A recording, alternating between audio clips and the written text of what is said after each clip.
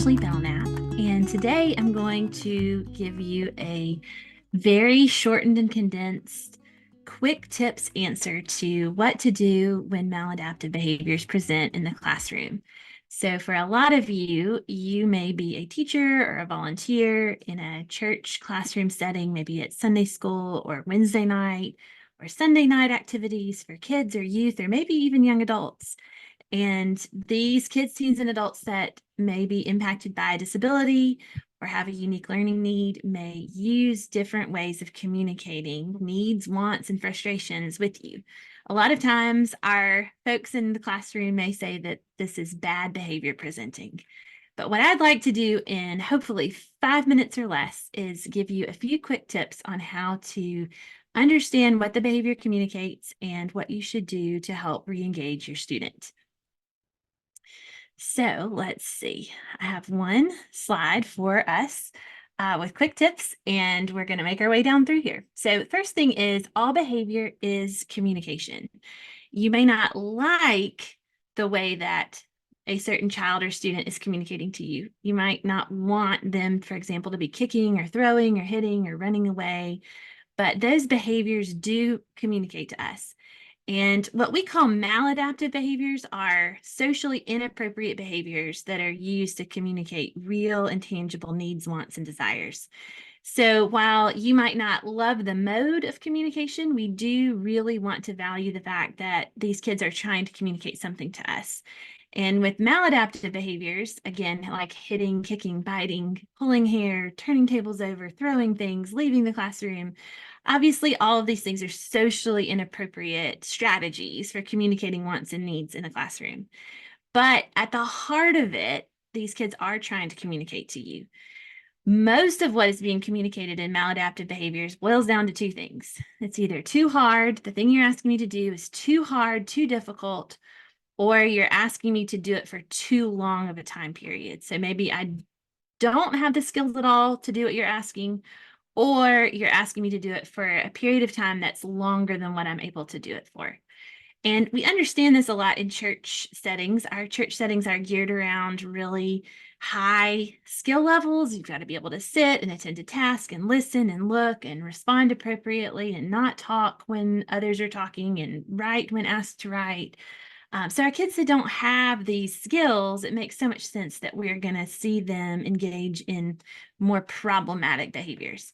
So first quick tip, again, we could spend hours on this topic, but my goal is quick tips. So first quick tip is we're going to drop the demands that we're asking our students to engage in. So if you have a student who's running away, kicking, hitting, biting, pulling hair, turning tables over, throwing things, they're communicating to us that they can't do what you've asked them to do. So very first strategy is we are going to try to re-engage this student by not asking them to continue to do the onerous thing. We eventually want to build the skills to do the thing that's hard, but for your purposes, the amount of time you have with a student on a Sunday morning or Sunday night, the first thing we're going to do is we're going to drop those demands and we're going to try to get the student re-engaged. The easiest strategy for re-engagement is to enter a student's world. A student with limited language that is reverting to behaviors to communicate often has a kind of a private world that they retreat to, that they love, with high interest areas, things they like to do. So we're going to try to use those things that they love to bring them to a place where they're engaged and interacting with you, which means you as the adult or the youth helper need to enter their world and play with them. So the first thing, my very first goal is that I want these kids to love being at church. And I want them to love being with you. Before we even get to the piece of teaching them things from the Bible, they have to love being there, being in the classroom, being with you. And that happens the fastest if I can pair PAIR, pair you with something they love. So figure out what they love, figure out what toys those are. It's trains, Bluey, volcanoes, natural disasters, history, whatever it is. Figure out what those things are and have some of those things available in the classroom. When your student comes in, very first thing they do is they need to re-engage with you around the things they love. And this needs to continue until this child is really, really looking forward to being with you in the classroom.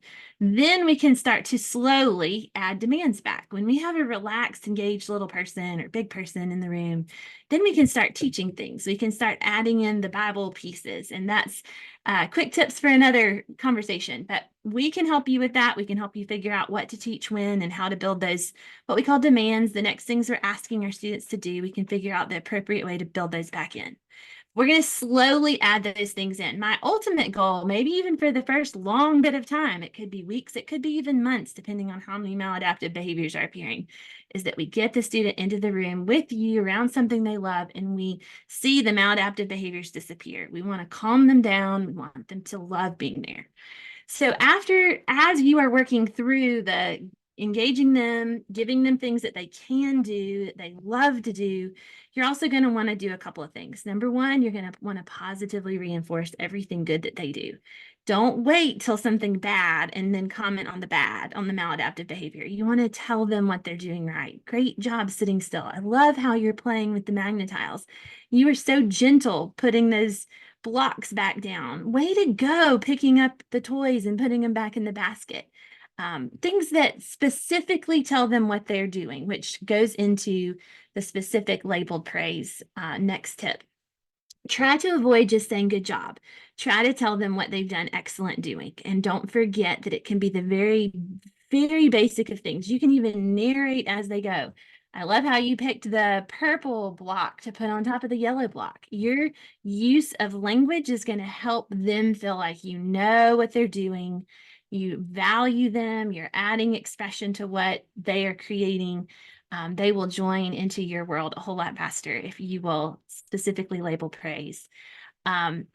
Also, positive reinforcement can be that after a certain amount of time of no maladaptive behaviors or negative behaviors appearing, that you could provide a small incentive or reinforcement. We will cover that, how to set that up in another video, but that is a great place for kind of a token economy concept where we're figuring out the amount of time that's appropriate for them to be able to engage in positive behavior. And then when they work hard to do that, we're reinforcing it with something they really, really like. And then finally, we're going to look at, I want you to look at, as you move forward, allowing breaks more frequently. So when kids come in and are truly falling apart or displaying all these maladaptive behaviors, they're in overload. We want to get away from giving the break after the overload. And instead of that, we want to schedule in breaks ahead of them really reaching that overload capacity. So we will help you plan out what those steps look like. Don't hesitate to reach out, but those are your quick tips for how to navigate maladaptive behavior.